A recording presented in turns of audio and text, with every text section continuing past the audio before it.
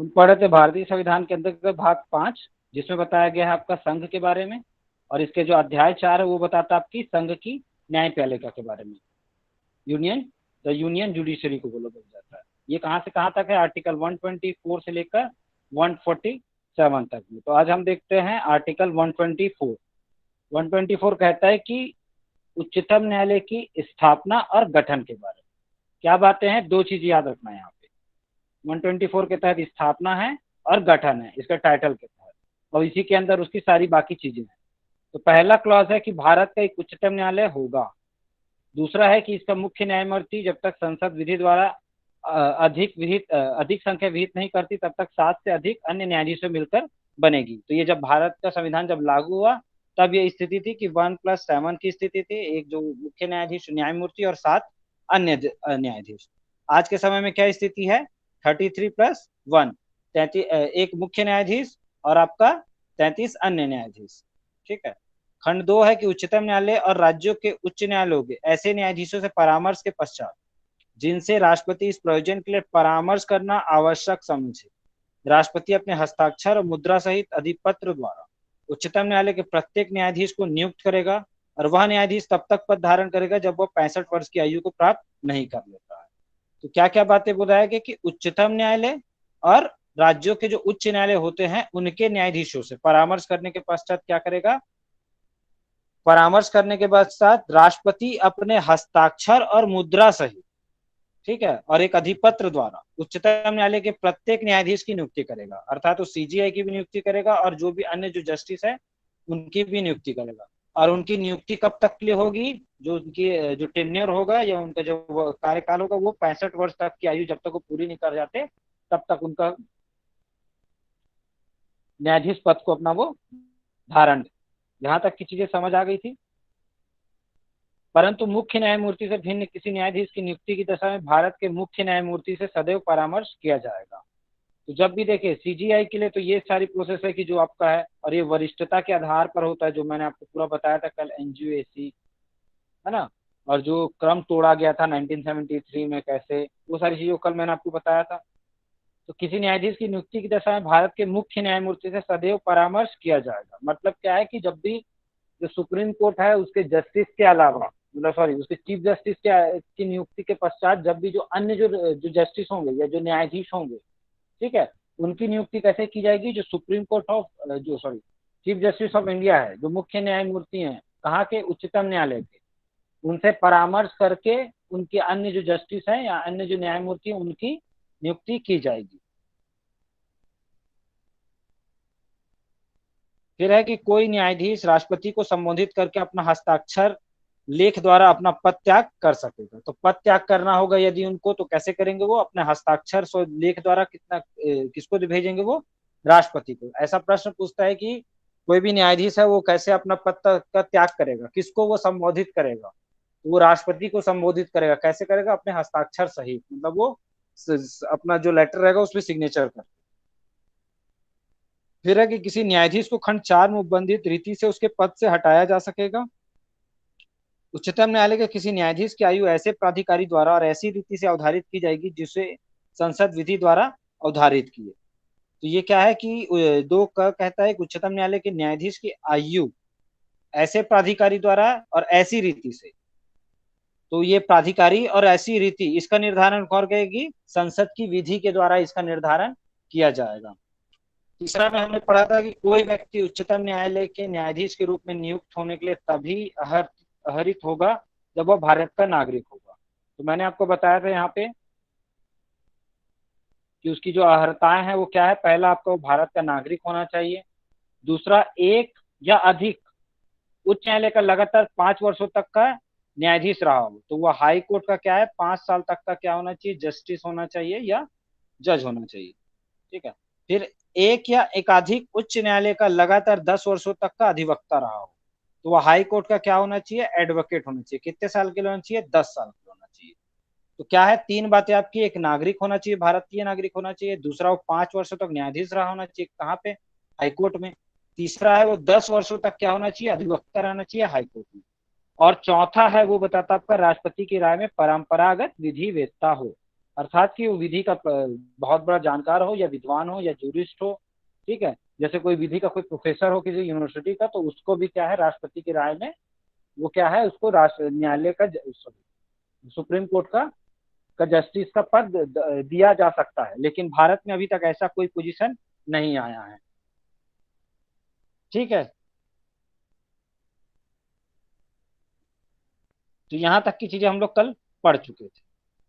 फिर अब इसका स्पष्टीकरण देख लेते हैं। इस खंड में उच्चतम उच्च न्यायालय में से वह उच्च न्यायालय अभिप्रेत है जो भारत के राज्य क्षेत्र के किसी भाग में अधिकारिता का प्रयोग करता है या इस संविधान के प्रारंभ से पहले किसी भी समय प्रयोग करता था। तो जो हाई कोर्ट का जो पोजीशन है वो क्या है, भारत के राज्य क्षेत्र में होना चाहिए, उसके अंतर्गत माना जाएगा उसकी अधिकारिता का प्रयोग। दूसरा है कि संविधान के प्रारंभ से पहले यदि वो अपनी उस अधिकारिता का प्रयोग कर रहा था, जो पहले के जो हाई कोर्ट थे, ठीक है, जो अंग्रेजों ने बनाए थे, तो वह जैसे अधिकारिता यूज कर रहा था तो वह भी उच्च न्यायालय के संदर्भ में माना जाएगा। दो कहता है इस खंड के प्रयोजन के लिए किसी व्यक्ति के अधिवक्ता रहने की अवधि की संगणना में वह अवधि भी सम्मिलित की जाएगी जिसके दौरान किसी व्यक्ति ने अधिवक्ता होने के पश्चात ऐसे न्यायिक पद धारण किए हैं जो जिला न्यायाधीश के पद के अवर नहीं है। तो ये क्या है कि हमने बोला कि वो 10 साल का यहाँ पे एडवोकेट की जो बात की गई है उनके लिए, कि वो दो न्यायालय का कम से कम 10 वर्षों तक का अधिवक्ता रहा हो, तो उसके लिए ये जो उसकी जो गिनती होगी या संगणना होगी कि कैसे उसको काउंट किया जाएगा कि भैया वो 10 साल का एडवोकेट है कि नहीं, तो उसके बारे में ये स्पष्टीकरण दो बताया है। इसमें बताया कि उसमें वह अवधि भी सम्मिलित की जाएगी जिसके दौरान वह किसी व्यक्ति ने अधिवक्ता होने के पश्चात ऐसे न्यायिक पद को धारण किया है जो जिला न्यायालय के पद से अवर नहीं है। मतलब उसने जो न्यायिक पद धारण किया है वो जो डिस्ट्रिक्ट जज होते हैं उसके पद से वो ऊपर का नहीं है। ठीक है, अब देखते हैं चौथा, जो बताता है कि उच्चतम न्यायालय के किसी न्यायाधीश को उसके पद से हटाए जाने के बारे में तथा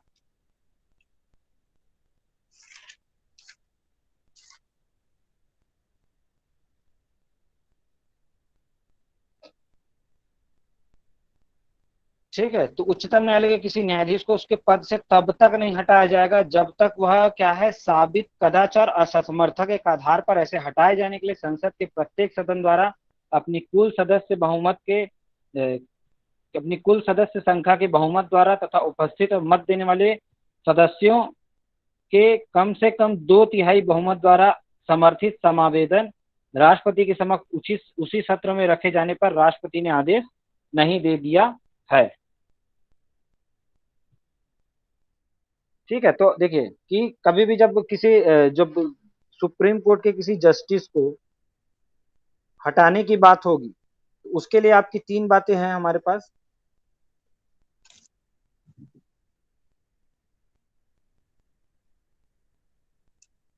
ठीक है, पहला है कि उसको क्या है कि आपका सॉरी कदाचार होना चाहिए, और दूसरा असमर्थता होना चाहिए। ठीक है, असमर्थता कैसे हो सकती है, फिजिकली भी हो सकती है, मेंटली भी हो सकती है। कदाचार क्या होना चाहिए, सिद्ध कदाचार बोला जाता है। ये क्या है कि संविधान के उपबंधों की अवहेलना की गई होगी, तब उनको क्या है, कदाचार के अंतर्गत दायी ठहराया जाता है। अब कोई भी जस्टिस की जो टोटल टर्म्स होते हैं, मतलब जितना कितना उसकी जो पदावधि होती है वो कितने साल की होती है, 65 साल तक के लिए होती है। ठीक है, कोई भी जस्टिस कभी भी, कोई भी जो व्यक्ति है कभी भी जस्टिस बने, ठीक है, उसका जो टोटल जो टेन्योर होगा वो केवल और केवल होगा 65 साल तक के लिए। 65 साल के बाद उस वह क्या होगा, वहां से रिटायर हो जाएगा और अपना पद त्याग कर देगा। तो यदि वो अगर 61 साल की उम्र में भी ज्वाइन करता है तो वो 4 साल तक के लिए बन सकता है। यदि वो 55 साल के लिए ज्वाइन किया तो वो जब तक 65 साल का नहीं हो जाता तब तक वो उस पद को धारण कर सकता है।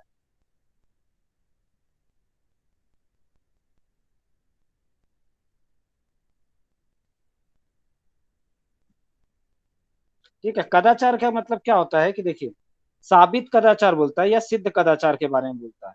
कि कदाचार क्या होता है कि देखिए, जो संविधान के जो उपबंध है उसका यदि वह अतिक्रमण करता है या उसके उपबंधों के अनुसार वह नहीं चलता है, ठीक है, मतलब अपनी सीमा का परित्याग करता है, जो उसका जो जस्टिस का जो भी न्यायाधीश है उसकी जो सीमा निर्धारित की गई है उस सीमा का वो उल्लंघन करता है, अर्थात वो सीमा से बाहर जाता है, तब क्या माना जाता है कि उसने संविधान की अवहेलना की गई है और उसको साबित कदाचार के अंतर्गत दोषी ठहराया जाता है। ठीक है, तो उसको केवल है केवल कभी भी जब जो न्यायाधीश होगा उच्चतम न्यायालय का उसको केवल साबित या सिद्ध कदाचार या असमर्था के आधार पर ही उसको उसके पद से हटाया जा सकता है। ठीक है। अभी जब सिद्ध कदाचार होगा तो वो क्या है कि संसद के प्रत्येक सदन द्वारा, अर्थात कि लोकसभा और राज्यसभा के द्वारा, ठीक है, उनकी कुल सदस्य संख्या के बहुमत के द्वारा इसको हटाया जाएगा। और उसमें क्या है कि उनका बहुमत कैसे देखा जाएगा, जो उपस्थित है और जो मत दे सकते हैं, उन दोनों का कितना होना चाहिए, 2/3 मेजोरिटी होना चाहिए। तो उसके आधार पे यदि किसी प्रकार का, अगर किसी जस्टिस के ऊपर किसी प्रकार का सिद्ध कदाचार या असमर्थता के लिए उसको क्या है पद से हटाना है, तो उसके लिए एक समावेदन तैयार किया जाएगा जो दोनों के सदन में पेश किया जाएगा। वहां पे जितने भी कुल सदस्य होंगे उसकी बहुमत के द्वारा, जो उसमें उपस्थित जितने सदस्य होंगे और जितने उन उपस्थित सदस्यों में से वो मत दे सकते हैं। ठीक है। क्योंकि यहाँ पे मत देने वाली की बात क्या हुई है, आपने पहले पढ़ा है कि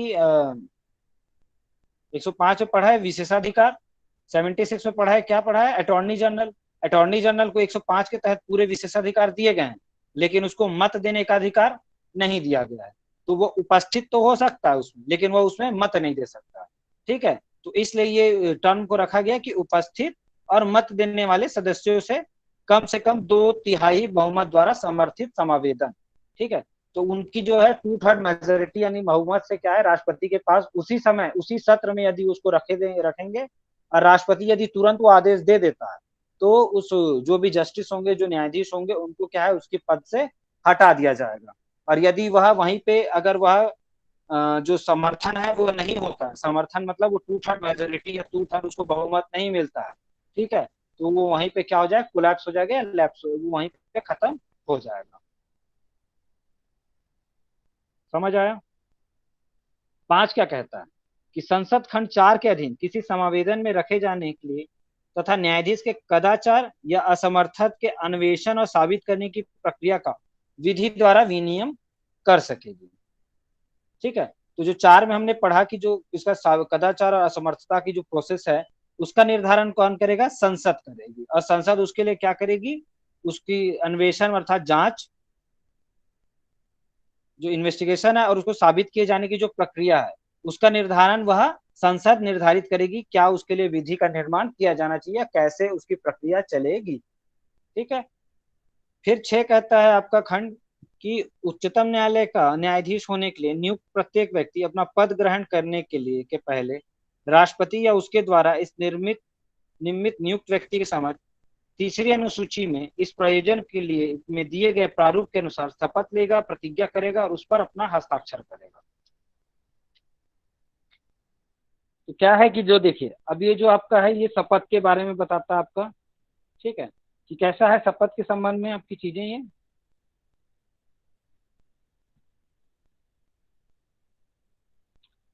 कि जो भी देखिए, अब जो भी जस्ट कोई भी व्यक्ति यदि सुप्रीम कोर्ट का न्यायाधीश बनाया जाता है, ठीक है, तो उसको क्या है कि वो प्रत्येक व्यक्ति जो भी उसको नियुक्त करेगा, उसको प्रत्येक व्यक्ति अपना पद ग्रहण करने के लिए, मतलब कि जब भी उसको उसका पद दिया जाएगा, उसकी नियुक्ति होगी, तो उसके बाद उसको क्या है कि तीसरी अनुसूची में दिया गया है शपथ और प्रतिज्ञा। ठीक है।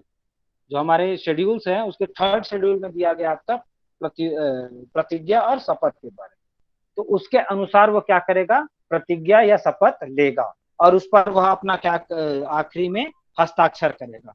तब वह क्या होगा, वह उस न्यायाधीश के पद को ग्रहण किया गया माना जाएगा। यदि किसी व्यक्ति को अगर उससे न्यायाधीश का पद, जो उसने पद की प्रतिज्ञा नहीं ली है, तब तक उसकी क्या है, वह न्यायाधीश के तौर पे उसकी नियुक्ति नहीं मानी जाती है। अब इसकी उसमें ये क्या बोला जाता है, जो 3rd देखिए इसमें अब क्या है कि उच्चतम न्यायालय का न्यायाधीश का जो शपथ है वो किसमें दिया गया है, तो आपको याद रखना है इसमें तीसरी अनुसूची। ठीक है। उसके बाद उस शपथ और प्रतिज्ञा जो लेगा तीसरी अनुसूची के, उस पर वो अपना हस्ताक्षर करेगा और किसके समक्ष करेगा, वो हमेशा राष्ट्रपति के समक्ष करेगा। और यदि राष्ट्रपति नहीं है तो उसके द्वारा कोई भी जो नियुक्त व्यक्ति होगा, उस नियुक्त व्यक्ति में कोई भी हो सकता है, चाहे चीफ जस्टिस ऑफ इंडिया हो सकते हैं, पीएम हो सकते हैं, उपराष्ट्रपति हो सकते हैं, सभापति हो सकता है, कोई भी व्यक्ति हो सकता है जो राष्ट्रपति नियुक्त करे। सामान्य में तो है हमेशा राष्ट्रपति ही होता है जो उनको शपथ दिलाता है और उसके साथ होते हैं चीफ जस्टिस ऑफ इंडिया। ठीक है। तो उनको क्या करेगा, तीसरी अनुसूची के तहत अपना शपथ दिलाएगा और उस पर हस्ताक्षर करेगा। और इसमें क्या कहेगा कि मैं अमुक भारत के उच्चतम न्यायालय का मुख्य न्यायमूर्ति या न्यायाधीश नियुक्त हूँ, ईश्वर की शपथ लेता हूँ कि सत्य निष्ठा से प्रतिज्ञा करता हूँ कि मैं विधि द्वारा स्थापित भारत के संविधान के प्रति सच्ची श्रद्धा और निष्ठा रखूंगा। मैं भारत की प्रभुता और अखंडता अक्षुण्ण रखूंगा तथा मैं सम्यक प्रकार से और श्रद्धापूर्वक तथा अपनी पूरी योग्यता, ज्ञान और विवेक से अपने पद के कर्तव्यों का भय या पक्षपात, अनुराग या द्वेष के बिना पालन करूंगा तथा मैं संविधान और विधि की मर्यादा बनाए रखूंगा। तो इस प्रकार वो क्या करेगा, अपना शपथ ग्रहण करेगा। सातवां कहता है, जो 124 का खंड 7 कहता है कि कोई व्यक्ति जिसने उच्चतम न्यायालय के न्यायाधीश के पद के रूप में पद धारण किया है, भारत के राज्य क्षेत्र के भीतर किसी न्यायालय में या किसी प्राधिकारी के समक्ष अभिवाचन का कार्य नहीं करेगा। ठीक है। मतलब क्या है कि जो भी व्यक्ति, कोई व्यक्ति यदि वह उच्चतम न्यायालय का न्यायाधीश के तौर पे उसने पद धारण कर लिया है, ठीक है, तो एक बार उसने जो उच्चतम न्यायालय के न्यायाधीश जस्टिस के तौर पे अपना पद धारण कर लिया है, तो दोबारा वो अन्य कोई भी पद धारण नहीं करेगा, सॉरी, अन्य कहीं भी वो किसी भी राज्य क्षेत्र में और किसी भी न्यायालय में या किसी भी प्राधिकारी के समक्ष, दो बातें हैं यहाँ पे आपको याद रखना है ना, कि भारत के किसी राज्य क्षेत्र के किसी न्यायालय में, दूसरा है किसी प्राधिकारी के समक्ष कोई भी अभिवचन का या कार्य नहीं करेगा। अर्थात कि वो कभी भी क्या है, दोबारा वो प्रैक्टिस नहीं कर सकता है। मतलब जो विधि व्यवसाय जो वो करता था पूर्व में, उसको वह क्या है, दोबारा नहीं कर सकता है। इसके तहत उसके ऊपर ये क्या है, एक प्रकार का निर्बंधन है या एक तरह का उस पर ये रोक है।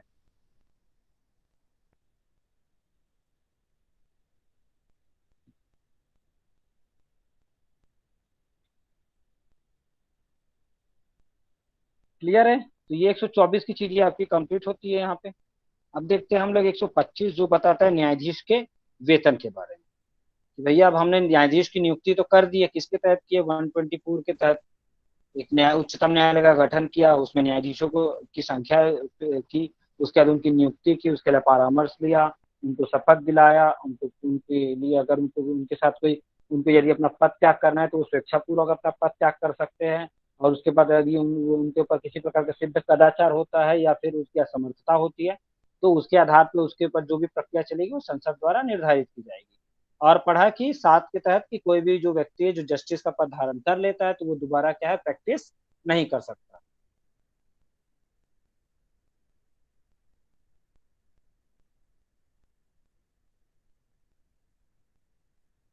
एबीसी में कल बताया था तुम लोग को।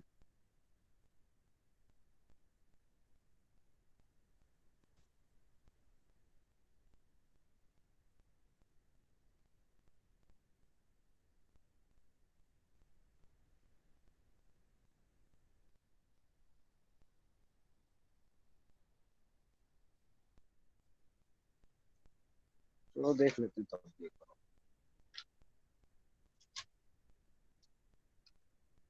देखो 124 ए क्या था आपका, राष्ट्रीय न्यायिक नियुक्ति आयोग 2014 के संबंध में था, जिसमें 124 ए में या क में आपका एनजेएससी की स्थापना की बात कही गई थी, जिसके बारे में हम लोगों ने कल चर्चा की थी। सेकंड देखा जाए कहाँ है।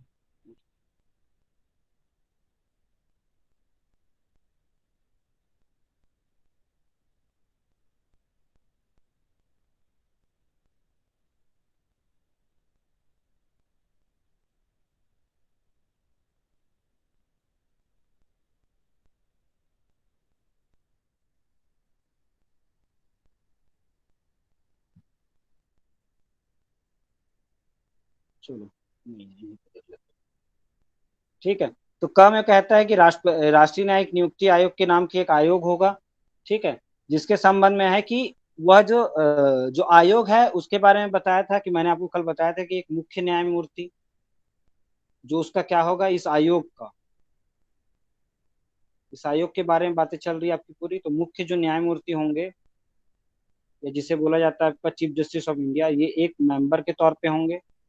दूसरा होगा कि मुख्य न्यायमूर्ति से ठीक नीचे जो सीनियर जस्टिसेस होंगे उनके, ठीक है, जो वरिष्ठ न्यायाधीश होंगे, ठीक है, तो दो, यहाँ पे दो वो मेंबर के तौर पे होंगे इनके। ठीक है। सॉरी, ये यहाँ पे जो आपका सीजीआई होंगे वो एक उनके अध्यक्ष होंगे, क्या क्या बताया गया है। फिर आपका बताया था कि तीसरा बोला गया था कि जो संघ का जो विधि और न्याय का भार साधक मंत्री होगा वह उसका मेंबर होगा। चौथा बोला है कि प्रधानमंत्री, पीएम और जो आपका सीजीआई है और आपके जो लोकसभा के जो विपक्ष के जो नेता होंगे, ठीक है, उनके द्वारा कोई भी दो व्यक्ति को मेंबर के तौर पे इसमें नियुक्त किया जाएगा। ठीक है, और इन सारे से मिलकर क्या होगा, आपका एक आयोग का गठन होगा जिसका नाम होगा आपका राष्ट्रीय न्यायिक नियुक्ति आयोग। तो ये इनका है। उसके बाद 124 बी बताता है कि आयोग के कृत्यों के बारे में है कि उसका काम क्या होगा कि वो सुप्रीम कोर्ट, हाई कोर्ट के जजेस की नियुक्ति करेगा। पहला तो है इसका काम, ठीक है, इनकी नियुक्ति करेगा। नियुक्ति के लिए वो क्या करेगा, परामर्श का, सॉरी, सिफारिश करेगा। ठीक है। दूसरा बताया था कि उच्चतम न्यायालय और जो सॉरी जो हाई कोर्ट के जजेस हैं और उनके जो मुख्य न्यायाधीश है और उनके जो अन्य जो न्यायाधीश हैं उनके स्थानांतरण से संबंधित मामलों की सिफारिश करेगा।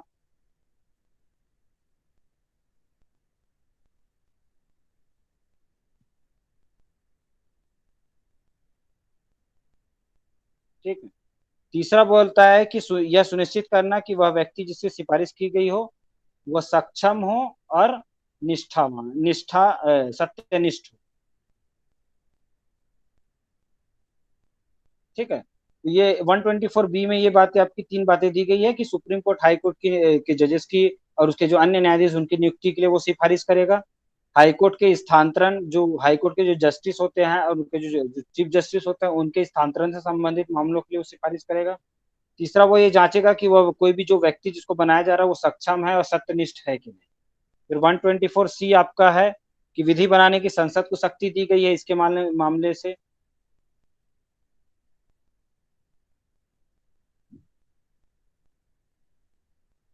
ठीक है, कि संसद विधि द्वारा भारत के मुख्य न्यायमूर्ति और उच्चतम न्यायालय के अन्य न्यायाधीशों तथा उच्च न्यायालय के मुख्य न्यायमूर्ति और अन्य न्यायाधीशों की नियुक्ति के लिए प्रक्रिया विनियमित कर सकेगी तथा आयोग को विनियम द्वारा उसके कृत्यों के निर्वहन, नियुक्ति के लिए व्यक्तियों के चयन की रीति और ऐसे अन्य विषय के लिए जो उसके द्वारा आवश्यक समझा जाए प्रक्रिया अधिक कथित करने के लिए सशक्त कर सकेगी। तो ये उनको, संसद को ये विधि बनाने की शक्ति दी गई थी।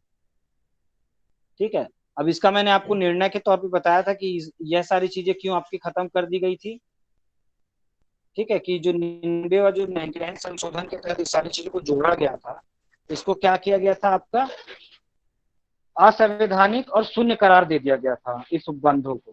ठीक है, क्योंकि यह न्यायपालिका की स्वतंत्रता में हस्तक्षेप करता था और यह आधारभूत ढांचे का अतिक्रमण करता था और ये शक्ति पृथक्करण के सिद्धांत के प्रति के प्रतिकूल था। ठीक है, इसलिए इसको क्या किया गया, आपका हटा दिया गया। तो आज जो एनजीएसी जो है वह अस्तित्व में नहीं है।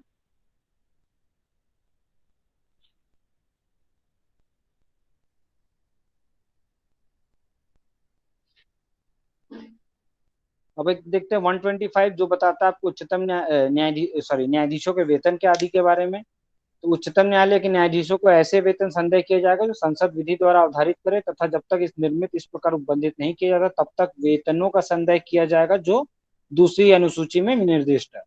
तो इनके लिए क्या है, सेकंड शेड्यूल में जो है उसके तहत उनको वेतन का भुगतान किया जाएगा। सेकंड शेड्यूल में इनके वेतन और भत्तों के संबंध में उपबंध किया गया है। प्रत्येक न्यायाधीश ऐसे विशेषाधिकार और भत्ते तथा अनुपस्थिति, छुट्टी और पेंशन के संबंध में ऐसे अधिकार जो संसद द्वारा बनाई गई विधि द्वारा उसके अधीन अधीन अधीन समय समय पर अवधारित किया जाए। जब तक इस प्रकार अवधारित नहीं किया जाता तब तक ऐसे विशेषाधिकार, भत्तों और अधिकारों का जो दूसरी अनुसूची में निर्देश है वो हकदार होगा। तो कहता है कि जो भी न्यायाधीश है उनके लिए विशेषाधिकार, जो भी उनका विशेषाधिकार है, जो भी उनके लिए जो भत्ते हैं, अलाउंसेस हैं, उनकी अनुपस्थिति अर्थात उनके अवकाश और उनकी जो छुट्टियां होती है और उनके जो सेवानिवृत्त होने के पश्चात मिलने वाले पेंशन के संबंध में क्या है, संसद विधि द्वारा इसको समय समय पर अवधारित करेगी, मतलब समय समय पर उसके लिए नियम बनाती रहेगी। और यदि अगर ऐसा कुछ ही संसद नहीं बनाती है तो दूसरी अनुसूची में जो निर्दिष्ट है उसी के हकदार वो लोग होंगे। परंतु किसी न्यायाधीश के विशेषाधिकार और भर्ती में तथा अनुपस्थित तथा छुट्टी या पेंशन के संबंध में उसके अधिकारों में उसकी नियुक्ति के पश्चात उसके लिए अलाभकारी परिवर्तन नहीं किया जाएगा। ठीक है। तो देखिए जो आज के समय में जो जस्टिसेस का वेतन है वो क्या है आपका, 1998 में जब संसद ने विधि बनाया था, जो बोला जाता है उसको उच्च न्यायालय और उच्चतम न्यायालय के न्यायाधीश के सेवा शर्तें संशोधन अधिनियम 1998। ठीक है। तो उस समय जो चीफ जस्टिस या मुख्य न्यायमूर्ति थे उनकी सैलरी थी 33,000 रुपए, और जो अन्य न्यायाधीश थे उनकी जो सैलरी थी वो 30,000 रुपए थी। ठीक है। लेकिन जो फिर बाद में क्या है कि उच्चतम न्यायालय और उच्च न्यायालय और उच्चतम न्यायालय न्यायाधीश वेतन और सेवा शर्त संशोधन अधिनियम 2009 लाया गया। और जिससे क्या है कि उनका जो जो पूर्व में था जो मुख्य न्यायमूर्ति या मुख्य न्यायाधीश की वेतन उसको बढ़ा कर दिया गया 1 लाख रुपए, और जो अदर जो जस्टिस थे उनका वेतन कर दिया गया 90,000 रुपए। फिर 2018 में फिर से उच्च न्यायालय और उच्चतम न्यायालय न्यायाधीशों का वेतन और सेवा शर्त संशोधन अधिनियम 2018 लाया गया, और उससे जो आपका जो सीजीआई थे उनका वेतन अब कर दिया गया है 2,80,000 रुपए, और जो अदर जस्टिस है उनका वेतन कर दिया गया है 2,50,000 रुपए। प्लस जो भी इनके जो भत्ते अलाउंसेस हैं वो अलग से हैं, ये उनकी तनख्वाह है केवल। ठीक है। जो आज के समय में लागू है।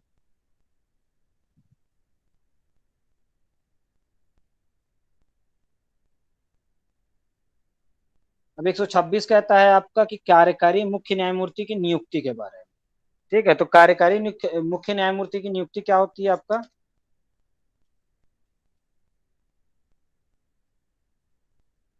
एक्टिंग, इसको इंग्लिश में बोला जाता है आपका एक्टिंग चीफ जस्टिस के बारे में। तो जब भारत के मुख्य न्यायमूर्ति का पद रिक्त हो तब मुख्य न्यायमूर्ति अनुपस्थिति होने के कारण अन्यथा अपने पद के कर्तव्यों का पालन करने में असमर्थ है, तब न्यायालय के अन्य न्यायाधीश को ऐसा एक न्यायाधीश जिसे राष्ट्रपति इस प्रयोजन के लिए नियुक्त करे उस पद का कर्तव्य का पालन करेगा। मतलब यह है कि जैसे आपका जो सीजीआई की जब है वह क्या है अनुपस्थित है उस पद में, तब क्या है कि उसके अलावा जो भी अन्य जो व्यक्ति है जिसको क्या होगा एक्टिंग मुख्य सीजीआई नियुक्त किया जाएगा, या जिसको बोला जाता है आपका कार्यकारी मुख्य न्यायमूर्ति, तो उसकी नियुक्ति की जा सकती है। अब ये जो रिक्ति होगी या अनुपस्थिति होगी इसके क्या कारण है इसको हम देखते हैं नीचे। तो है कि देखो रिक्ति के कारण जो आपके मुख्य हैं वो है कि यदि जो चीफ जस्टिस है वो अपना त्याग पत्र दे देते हैं, यदि वो अपना त्याग पत्र देते थे तो उनका पद खाली हो जाएगा। दूसरा है यदि जो चीफ जस्टिस है उनकी मृत्यु हो जाती है तब वो पद खाली होगा। तीसरा है यदि उनका जो टोटल ईयर है 65 साल वो कंप्लीट हो जाता है तो उसके बाद वो क्या होते हैं अपने पद से निवृत्त हो जाते हैं, तो उनको जो सेवानिवृत्ति मिलती है तब उनका पद रिक्त हो जाता है। चौथा है कि कार्यकारी राष्ट्रपति के तौर पे, तो हमने पूर्व में पढ़ा था कि जो राष्ट्रपति होते हैं यदि वो अनुपस्थित हैं या उनका पद रिक्त है या अन्य कोई स्थिति है, ठीक है, तो उस सिचुएशन में क्या है कि राष्ट्रपति के बाद उपराष्ट्रपति उनका पद का धारण करता है। ठीक है। और यदि उपराष्ट्रपति भी नहीं है तो उस समय आपका जो चीफ जस्टिस ऑफ इंडिया होता है या मुख्य न्यायमूर्ति होते हैं वो राष्ट्रपति के पद को धारण करते हैं।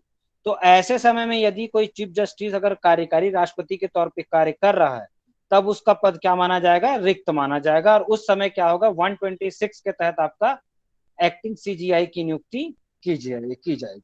ठीक है। और पांचवा कारण है कि यदि वह कभी लंबे अवकाश में चला जाता है जो सीजीआई है तब उसकी जो पद होगा उसको रिक्त माना जाएगा और उसके स्थान पे कार्यकारी मुख्य न्यायमूर्ति की नियुक्ति की जाएगी।